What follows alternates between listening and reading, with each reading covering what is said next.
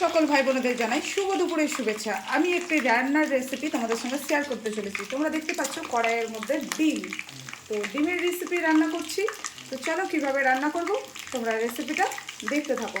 এটা তো খুব সাধারণ রেসিপি, এটা প্রত্যেকের বাড়িতেই হয় রেসিপিটা।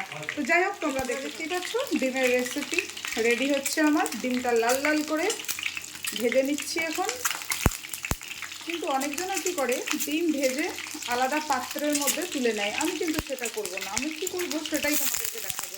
খুব সহজ উপায়ে এবং খুব তাড়াতাড়ি চটজলদি রান্না হয়ে যাবে। তো কীভাবে করবো চটজলদি রান্নাটা তোমরা একটু দেখে নাও। তোমরা সঙ্গে থাকো, সাথে থাকো আর ভিডিওটা দেখতে থাকো। আর রান্নাটা কেমন হয়েছে কমেন্টে জানাতে ভুলো না কিন্তু, ঠিক আছে?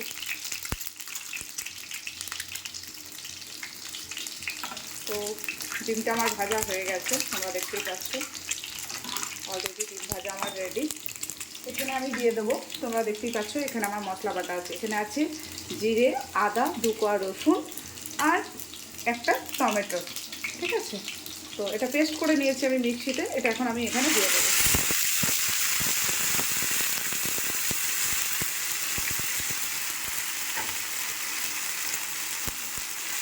বন্ধুরা, কে আর এত খাটে বলো? ডিম ভেজে আবার পাত্রের মধ্যে তুলে নেওয়া, তারপরে আবার মশলা কষে আবার ডিমটাকে দেওয়া, তার থেকে একবারেই করে নেবো। যে বললাম চটজলদি, এটাকে বলে চটজলদি। তাহলে তোমরা দেখে নাও আমি কীভাবে রান্না করছি। তোমাদের সঙ্গে পুরোটাই শেয়ার করবো। একটু এদিক এদিক হয়ে যাচ্ছে, একটু মানিয়ে নিও। এখানে আমি দিয়ে দিলাম পরিমাণ মতো নুন। নুন বেশি হয়ে গেলে আবার আমার কর্তামশাই আবার খাবেন না, উনি আজকে বাড়িতে আছেন। তো এখানে পরিমাণ মতো নুন দিয়ে দিলাম। এখানে আমি হালকা অল্প করে চিনি দিয়ে দেবো, ঠিক আছে?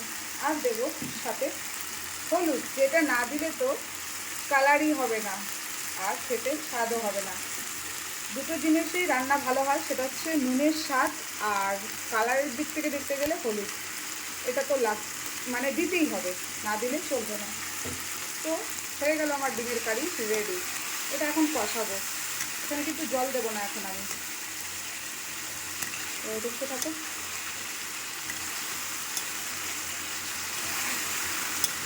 কেমন হয়েছে রান্নাটা অবশ্যই বলো, ঠিক আছে?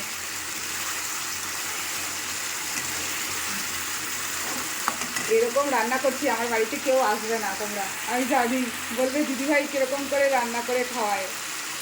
সহজ উপায় রান্না, ঠিক আছে?